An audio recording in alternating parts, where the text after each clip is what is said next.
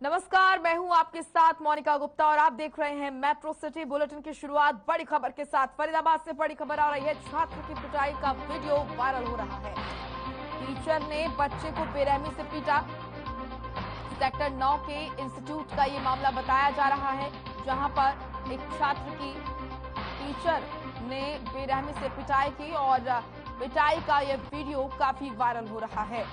इस वक्त की ये बड़ी और अहम जानकारी आपके सामने फरीदाबाद से, जहां पर सेक्टर 9 के इंस्टीट्यूट में एक छात्र के साथ पिटाई की गई है। उसकी पिटाई टीचर ने ही की है और इस पिटाई का वीडियो वायरल हो रहा है। इस वक्त की ये बड़ी और अहम जानकारी फरीदाबाद से सेक्टर 9 के इंस्टीट्यूट का ये मामला बताया जा रहा है, जहां पर छात्र के पिटाई का वीडियो वायरल हो रहा है। टीचर ने बच्चे को बेरहमी से पीटा। इस वक्त की ये बड़ी और अहम जानकारी फरीदाबाद से, छात्र को टीचर ने बेरहमी से पीटा और ये तस्वीर आप देखिए, जब छात्र को टीचर बेरहमी से पीटता हुआ नजर आ रहा है और ये वीडियो काफी वायरल हो रहा है। पढ़ ले, कितनी बार समझाऊं बेटा? तुमने आज के बाद अगर तू मुझे यहाँ पे दिख गया, कोई भी तुम में से काम तोड़ दूंगा। शर्म नहीं आती, शर्म नहीं आती। पढ़ ले, कितनी बार समझाऊं बेटा? तुमने आज के बाद अगर तू मुझे यहाँ पे दिख गया, कोई भी तुम में से काम तोड़ दूंगा।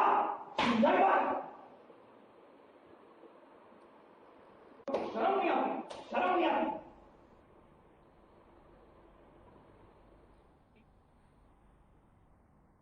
वहीं चंडीगढ़ में खेलों के फर्जी ग्रेडेशन सर्टिफिकेट मामले में खेल मंत्री संदीप सिंह का बयान सामने आया है। खेल मंत्री ने कहा है कि फर्जी सर्टिफिकेट से कितने लोगों ने नौकरियां ली हैं, इसकी जांच विजिलेंस के जरिए की जा रही है। वहीं हरियाणा खेल विभाग ने ग्रुप डी के तहत फर्जी ग्रेडेशन सर्टिफिकेट बनाकर नौकरी लेने वाले 18 जिलों के लगभग 900 खिलाड़ियों की सूची जारी की है, जिसे लेकर खेल विभाग की तरफ से खिलाड़ी और अधिकारी को निर्देश दिए गए हैं कि अगर किसी का सर्टिफिकेट जाली होने का संदेश आता है तो इस बारे में विभाग को सूचित करें। इतने पर भी अगर कोई अभी भी फर्जी सर्टिफिकेट की जानकारी विभाग को नहीं देता है तो इसके खिलाफ कार्रवाई की जाएगी।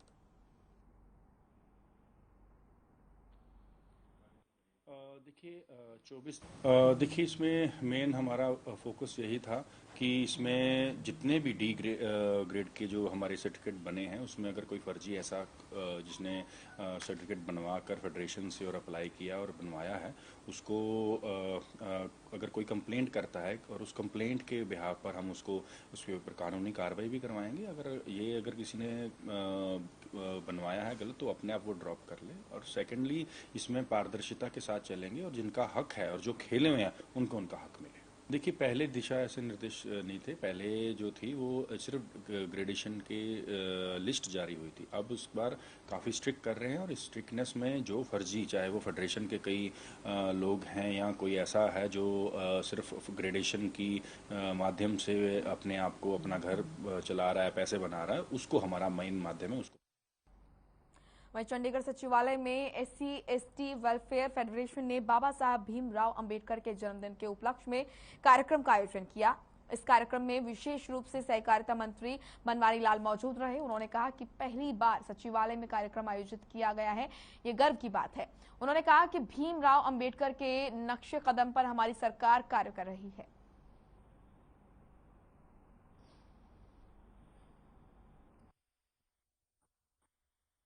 SC/ST वेलफेयर फेडरेशन सेक्रेटरी द्वारा बाबा साहब के जन्मदिन पर आज प्रोग्राम रखा हुआ था और उस प्रोग्राम में हम सब उपस्थित हुए। तो सबसे पहले तो मैं बाबा साहब के चरणों में नमन करते हुए उनको श्रद्धांजलि देता हूं। और ये अच्छी बात है कि सेक्रेटरीट में पहली बार इस तरह का प्रोग्राम आयोजित किया गया है और बाबा साहब के जो संदेश हैं उनको जन जन तक पहुँचाने का काम किया है।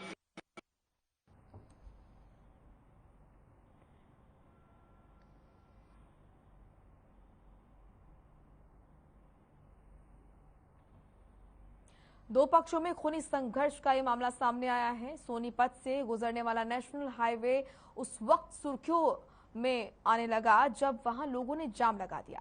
चंडीगढ़ दिल्ली रोड पर पार्कर सिटी में रहने वाले दो पक्षों में झगड़ा इतना बढ़ गया कि झगड़े में कई लोगों को गंभीर चोटें आई हैं। ये पूरा मामला आखिर है क्या, इस रिपोर्ट में देखिए।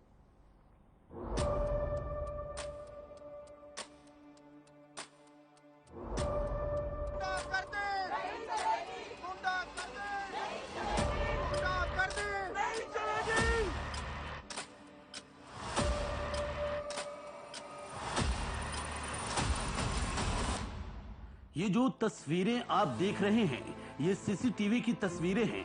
हालांकि इन तस्वीरों में सब कुछ इतना साफ नहीं दिखाई दे रहा है, लेकिन फिर भी ये समझ आ रहा है कि हाँ कुछ तो हुआ है, तभी यहाँ लोगों की भीड़ जमा हुई है। सीसीटीवी और सोशल मीडिया पर वायरल मारपीट की यह तस्वीरें सोनीपत के नेशनल हाईवे 44 पार्कर सोसाइटी की है। तस्वीरों में आप देख सकते हैं कि दो पक्षों में मामूली कहासुनी के चलते लड़ाई झगड़ा हो जाता है और दोनों तरफ से लाठी डंडे चल रहे हैं। इस लड़ाई झगड़े में कई लोगों को गंभीर चोटें आई हैं। इस मामले में सोसाइटी के लोगों ने चंडीगढ़ दिल्ली नेशनल हाईवे 44 को जाम कर दिया और पुलिस पर उचित कार्रवाई न करने का आरोप लगाते हुए पुलिस प्रशासन के खिलाफ जमकर नारेबाजी की। पहले झगड़ा हुआ, उसने कॉम्प्रोमाइज किया, माफी वाफी मांगी। इन बिटवीन उसने अपना भूमिका बनाई, 20-25 लड़के इकट्ठे कर लिए। पहले माफी मांग के चला गया।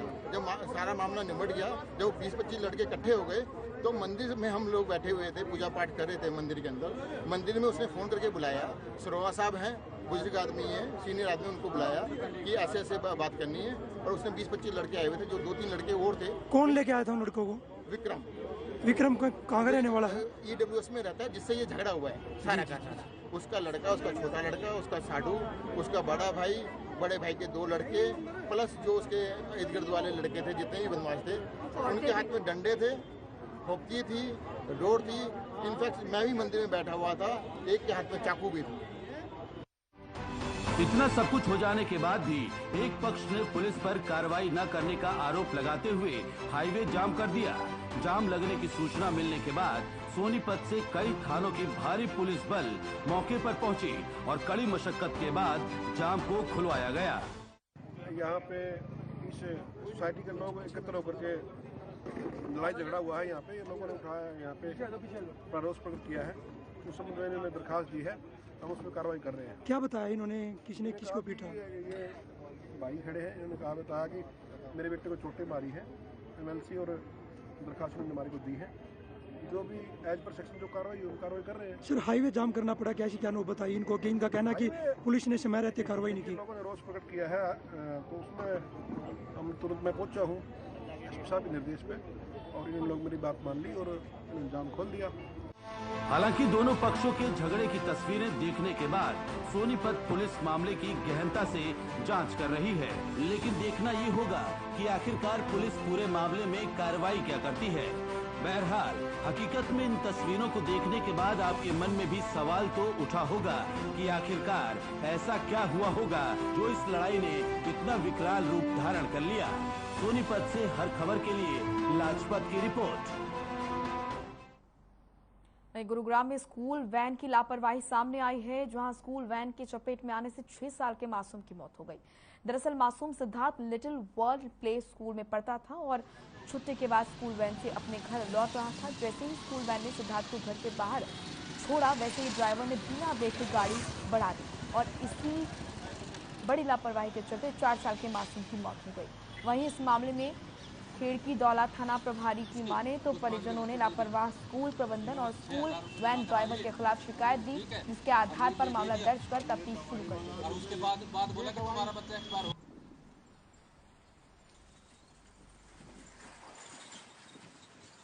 अपना नाम बता दो। मेरा नाम गुलशन है, गुलशन सिंह। क्या लगता है आप बच्चे के? फादर हूँ मैं बच्चे का। क्या कुछ हुआ था, एक बार बताएंगे? बच्चे को स्कूल की वैन छोड़ने के लिए आई थी छुट्टी के टाइम, ठीक है। उसमें कोई दूसरे वाला बंदा था नहीं उतारने वाला, ठीक है। कंडक्टर जो होता है वो था नहीं, ठीक है। ड्राइवर ने बच्चा उतारा, उसके बाद बच्चा उतर गया, ड्राइवर ने देखा नहीं आगे पीछे, उसने गाड़ी बैक कर दी, ठीक है। हाँ चढ़ गया बच्चे पे, ठीक है। फिर हम हॉस्पिटल लेके आए थे, हॉस्पिटल वालों ने हमें बेवकूफ़ बनाया 1.5-2 घंटे तक। हॉस्पिटल का नाम बताएं। हॉस्पिटल का पुष्पांजलि हॉस्पिटल है। आपको कब पता चला था कि आपके बच्चे के साथ ये हादसा हो गया? मेरे को 1:30 बजे पता लग गया था। अच्छा है, एक छोटा सा 4 साल का बच्चा है गुलशन, ये खिड़की दौला लिटिल वर्ल्ड स्कूल में पढ़ता है। स्कूल का पूरा नाम है लिटिल ड्रीम वर्ल्ड स्कूल। ये बच्चा डेली आता जाता था स्कूल की वैन में। आज ये स्कूल की वैन से दोपहर को 1:30 बजे करीब गांव में शिकोपुर में छोड़ने के लिए वैन गई थी, तो ये बच्चा नीचे उतर के चला था, वैन की नीचे आ गया ये, तो ये हॉस्पिटल में लेके यहाँ पे गुरुग्राम पहुँचे हैं पुष्पांजलि हॉस्पिटल में। तो यहाँ ये 5 बजे के आसपास बच्चा एक्सपायर हो गया। फरीदाबाद के सेंट्रल थाना इलाके में पार्किंग विवाद को लेकर 2 पक्षों में झगड़ा हो गया। वहीं आसपास के लोगों ने दोनों को समझा बुझाकर मामला शांत कराया, लेकिन एक पक्ष सागर ग्रोवर जब अपनी गाड़ी से ऑफिस के लिए जा रहा था तो सेक्टर 12 से 15 की रेड लाइट पर दूसरे पक्षकार से पीछा कर 5 युवकों ने सागर ग्रोवर पर हमला कर दिया। ताबड़तोड़ लाठी डंडों और हाथ घूंसों से सागर ग्रोवर पर हमला किया गया। वहीं मौके पर 2 पुलिसकर्मी भी मौजूद थे, लेकिन तमाशबीन बने रहे। ये पूरा मामला रेड लाइट पर लगे सीसीटीवी कैमरे में कैद हो गया। पुलिस ने नामजद सभी आरोपियों के खिलाफ मारपीट और जान से मारने की कोशिश के आरोप में कई धाराओं में मामला दर्ज कर कार्रवाई शुरू कर दी है।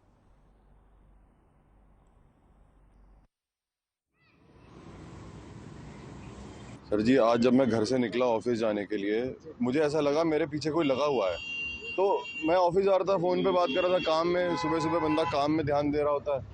लेकिन जब मैं 15 सेक्टर की रेड लाइट पे रुका तो 2 गाड़ियां आके रुकी, दोनों का नंबर 69। मैं इसलिए जानता हूँ वो गाड़ियां किसकी हैं क्योंकि वो बंदा भी साथ में ही था और 3 लोग 4 लोग और थे जिन्होंने दे धनादन गाड़ी के शीशों पे मार मार के मेरे को बाहर निकालने की कोशिश करी।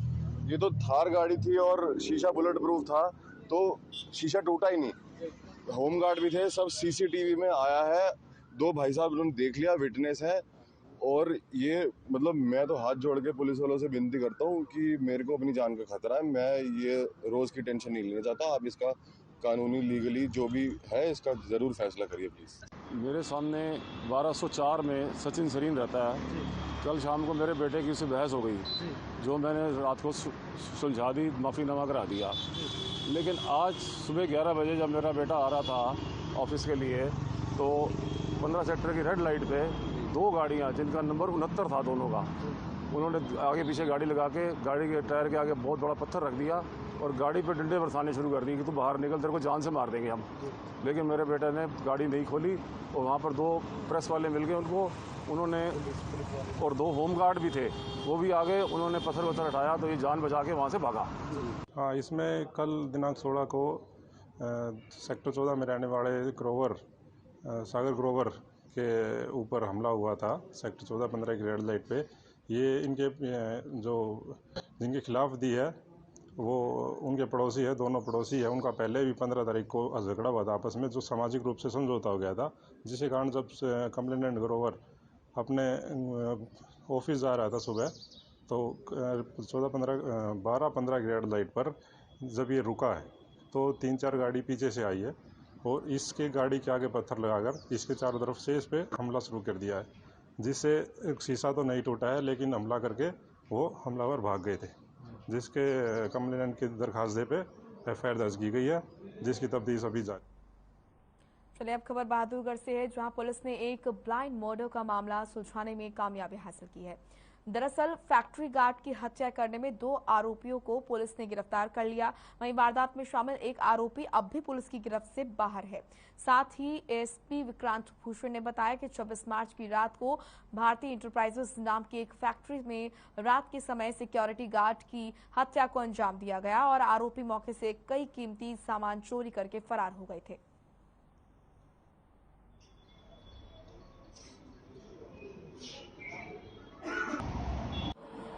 इशू है कि 26 मार्च 2022 को हमें एक इन्फॉर्मेशन मिली थी कि भारतीय एंटरप्राइजेस प्लॉट नंबर 807 में MA पार्ट 1 में एक फैक्ट्री है, वहाँ पे जो नाइट गार्ड थे तस्वीर सिंह, उनकी मृत्यु हो गई थी। तो इस वारदात पे हम भी मौके पे गए थे, SP साहब भी मौके पे आए थे, पूरी टीम मौके पे गई थी, FSL बुलाई थी। तो मुकदमा दर्ज किया गया था 302 460 IPC का। इन्वेस्टिगेशन से पहले, इन्वेस्टिगेशन के दौरान हमने सारा साइबर एनालिसिस, टावर डंप उठाए और उसमें उतनी सहायता नहीं आई। जो ये ब्लाइंड मर्डर था, ये हमारा जो ट्रेस हुआ है ये लोकल पुलिस की मेहनत से, और जो हमारा सबसे ज़्यादा इसमें इम्पॉर्टेंट चीज़ रही वो रही सीसीटीवी फुटेज। हमने सारे एंट्री और एग्जिट रूट्स दिल्ली की तरफ जितने भी रास्ते जाते थे सारे सीसीटीवी फुटेज का एनालिसिस किया, ताकि हमें पहले ये पता लग जाए कि वारदात कब हुई है। वारदात तकरीबन 11 से 11:45 की। चलिए अब खबर झज्जर से है, जहां एक सड़क दुर्घटना में बाइक सवार युवक की मौत हो गई। सूचना मिलते ही पुलिस ने मौके पर जाकर मामले को संभाला और शव को कब्जे में लेकर पोस्टमार्टम के लिए सरकारी अस्पताल में भेजा, जहां मृतक के परिजनों ने उसकी पहचान अमित के रूप में की। फिलहाल पुलिस मामले की जांच कर रही है।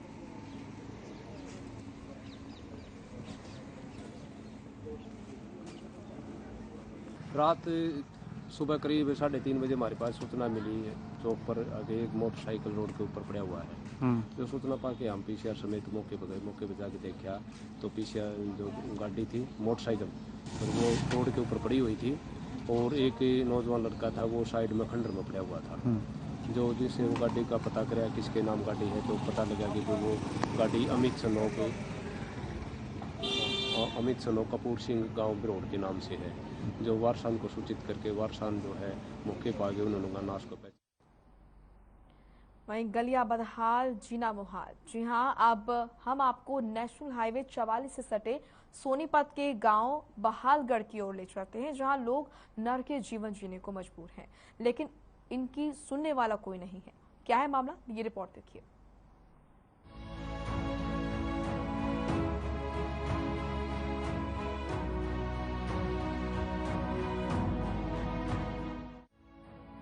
ये जो तस्वीरें आपको नजर आ रही है, ये कोई नाला नहीं है और ना ही बारिश का गंदा पानी यहाँ इकट्ठा हुआ है।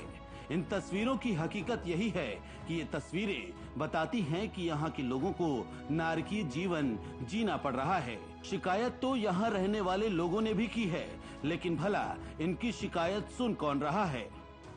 पानी की समस्या, कितनी गंदगी हो रही बालगढ़ में, मेरे गांव में, और मलेरिया डेंगू फैल रहा। इसलिए मैं ये चाह रही हूँ कि ये पानी की सुविधा करे गवर्नमेंट। हाथ जोड़कर रिक्वेस्ट कर रहे हैं हम गवर्नमेंट से। गांव वालों का कहना है कि अगर जल्दी से गांव की समस्या का समाधान नहीं हुआ तो गांव वाले 10 दिन बाद जीटी रोड को जाम कर देंगे। मजबूर हैं, आखिर कर भी क्या सकते हैं। जी घरा में पानी पड़ने लग गया, बढ़िया मत खेती घरा में पड़ने लग गया, नाले पानी का समाधान नहीं कहीं भी। सरकार से ये रिक्वेस्ट करे जी, मतलब समाधान कुछ बालगढ़ का हो, आगे बढ़े, बीमारी से बचे हो। इन लोगों का साफ कहना है कि बहालगढ़ सरकारी स्कूल के पास ये लोग प्रशासन के खिलाफ धरना प्रदर्शन करेंगे, क्योंकि बहुत उम्मीदों से इन्होंने अपनी शिकायत की, लेकिन सुनवाई नहीं हुई। हालात वैसे के वैसे बने हुए हैं। हमारे गांव की समस्या है जी, जिसमें हमारे गांव में पूर्ण रूप से गंदगी का आलम है, ना कोई पानी की निकासी है, जिससे मलेरिया, डेंगू, टाइफाइड सब फैल गए और कोरोना होने तक का खतरा है हमारे गांव में। कोई अधिकारी लिखित में भी दे चुके, मौखिक रूप में भी दे चुके हैं, लेकिन किसी ने हमारे आज तक गांव में आके जांचा नहीं है, और हमारे गांव के लोग नरक की जिंदगी जीने के लिए मजबूर हैं।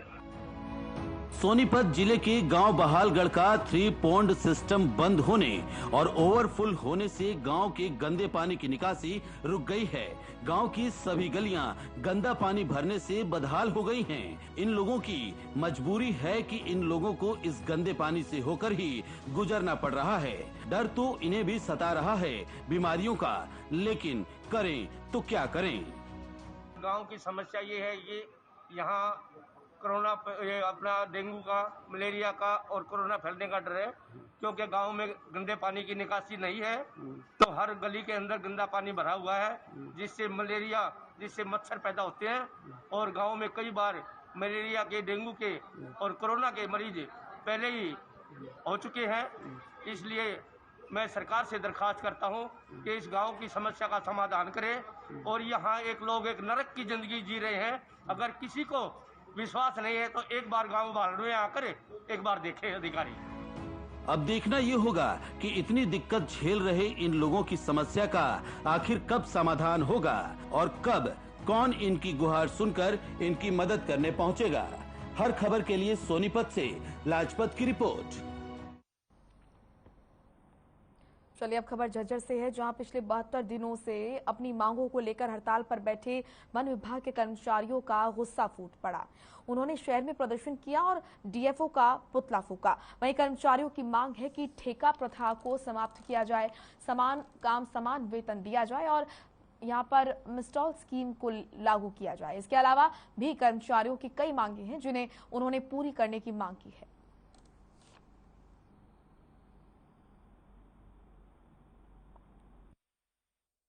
हमने ये डीएफओ का पुतला फूकिया, 72 दिन हो गए हमारे कर्मचारियों को बैठे हुए और टस से मस नहीं हो रहा डीएफओ।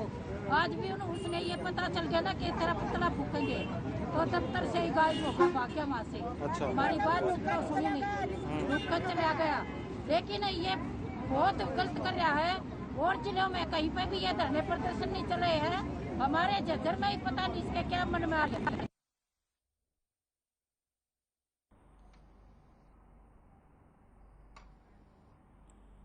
तो समान काम समान वेतन की मांग को लेकर यहां पर कर्मचारी प्रदर्शन करते हुए नजर आए, सड़कों पर उतरे और अपना रोष व्यक्त किया।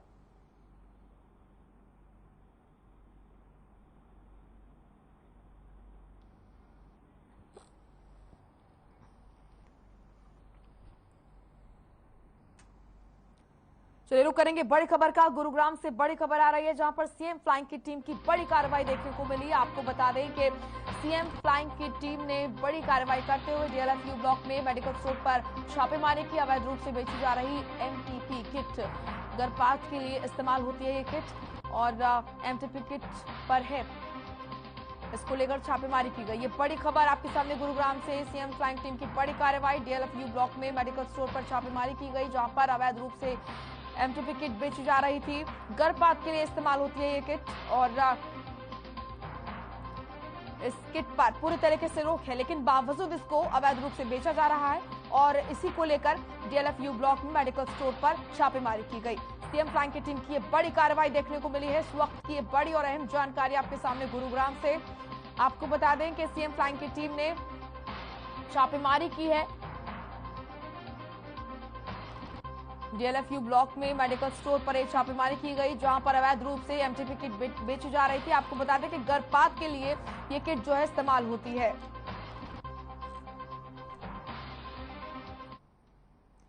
चलिए आप खबर झज्जर से, जहां पुलवामा में हुए आतंकी हमले में जवान बलबीर सिंह शहीद हो गए और बलबीर सिंह भंबेवा गांव के रहने वाले थे, जो पुलवामा के राजपुरा में रेलवे सुरक्षा में तैनात थे। वहीं उनका पार्थिव शरीर मंगलवार को भंबेवा गांव पहुंचेगा, जिसके बाद पूरे राजकीय सम्मान के साथ जवान का दाह संस्कार किया जाएगा।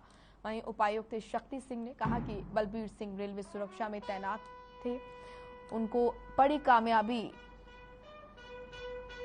यहाँ पर उन्होंने कई तरह से अपनी बहादुरी दिखाई और उनको बड़ी कायराना तरीके से आतंकवादियों ने गोली मारी थी, जिसमें वो शहीद हो गए।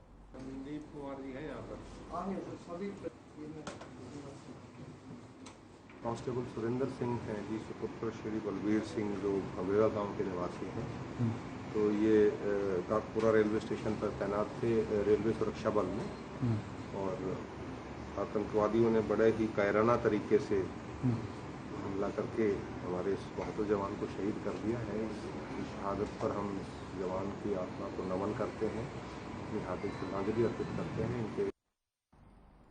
चलिए फिलहाल इस बुलेटिन में इतना ही। आप देखते रहिए हर खबर। नमस्कार।